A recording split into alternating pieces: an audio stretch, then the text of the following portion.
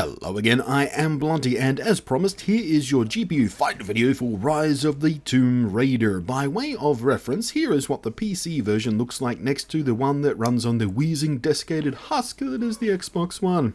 JK fantards, don't piss your panties about it, I'm just making a joke. So, just by way of super clear demonstration of what I was talking about in the last video about running this game on a lower end i3 based gaming rig, here is the same GTX 950 running the card on my main rig, an i5 4690K based rig, which for these tests was not overclocked. And as you can see, the thing I was talking about with the i3 being the severe bottleneck is 100% true and obvious. Same GPU, same game, 1080p side by side, and I was easily able to push much higher settings and still get significantly better frame rates. Alright then, moving forward, I've got a GTX 950 of course, I've got a GTX 970 and a GTX 980Ti, which between them cover the bases from low-end budget card through to high-end power whore enthusiast pretty completely. And we're going to start with the GTX 950 and work our way up. So, on the lowest end of Nvidia's lineup, I found it to be surprisingly capable, so long as the CPU isn't choking the life out of it obviously. I was able to use a custom mix of medium and high settings and leave several of the pretty options turned on, most notably Nvidia's Smarty Pants HBAO Plus ambient occlusion, which makes a subtle but very significant improvement to the look of the game. Detail can be pushed to high, bloom and vignette are on. I was even able to keep the fancy pure hair thing turned on, which makes Lara's hair much nicer and less goofy and plastic looking. And all this while keeping things floating along on frame rates in the high 30s, even spiking up to the low 50s, occasionally dipping below the 30s, but that's still significantly better performance than the Xbox One manages, even without all the fancy Nvidia tricks to make it look even better. Moving on up to the GTX 970 now, which is listed under the recommended specs as the card you'll be wanting for 1080p play. And, well, that's pretty much spot on advice. 1080p with every last graphical option turned on and maxed out barely touches the sides of this card. The lowest frame rates I saw were brief dips barely into the high 40s, but in general it was shooting much higher in the 50s, even spiking up to the 70s. If you like locking yourself into a solid 60 FPS, which in my opinion isn't that vital for games like this, but if you do prefer that, it won't take much sacrifice at all in the settings to get you there on this card.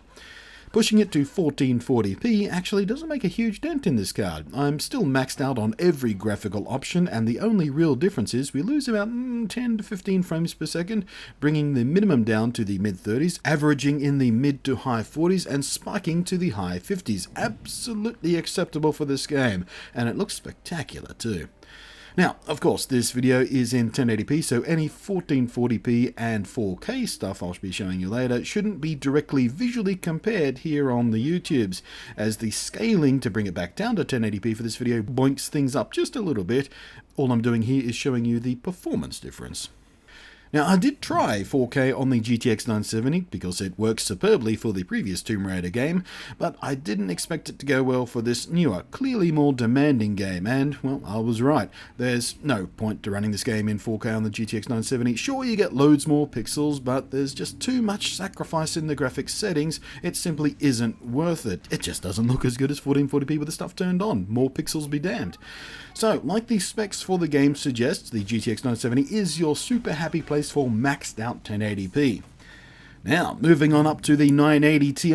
As you'll expect at maxed out 1080p, there is no difference in how the game looks from the 970, duh, but with the extra grunt available, the frame rates do jump all the way up to touch the triple-digit territory. And again, with some fairly minimal sacrifices, it won't be all that hard to push things to float above 144 FPS if you are one of the lucky sods out there with a 144Hz G-Sync enabled monitor. I am the jelly. But in its maxed out state, things never dipped below the high 60s. Moving on up to 1440p, we can of course still leave things maxed out, and we're still getting frame rates healthily stable above 60 FPS, with the occasional spike to the high 80s and the very occasional dip into the high 50s. In fact, the 980 Ti is what the devs recommend for a 1440p experience. So if you're looking for a locked off 60 FPS maxed out experience at either 1080p or 1440p, clearly the investment in a magnificent 980 Ti is your target. No small investment of course, but man, maxed out at 60 FPS minimum on this game is a pretty damn tempting carrot on a stick. But all this is just a bit scary though, as until now, I'm quite used to seeing my 980 Ti monster games at 4K. I'm not used to being told that this brutal slice of silicon is a 1440p tool. So what of the 4K in this bottomless pit of GPU brutalizing game? Well, good news actually, although you'll be sacrificing a 60 FPS performance floor, the 4K experience is still well within the realm of nicely playable. Be prepared to see dips into the 30s and floating up to the 40s and 50s. If this were a competitive FPS, like when I made a similar video to this one about Star Wars Battlefront, then these numbers probably wouldn't satisfy at least a fair chunk of you. But, again, in a third-person adventure game like this, even 30 FPS is okay for most people. Personally, I like some headroom above that, so when the dips come we don't go below 30, which is exactly what we get in 4K on the 980 Ti, so that's nice. And keep in mind, even on the Xbox One, with its comparatively dumbed down graphical effects and 1080p, by all reports the game sometimes struggled to reach its 30 FPS cap, and the game still managed to get rave reviews for being a fantastic game. And while the game of course is the same on PC, at least on the PC you can nail that frame rate well above 30 FPS even on the lowest end Nvidia card. Again, so long as your CPU isn't kicking its teeth in.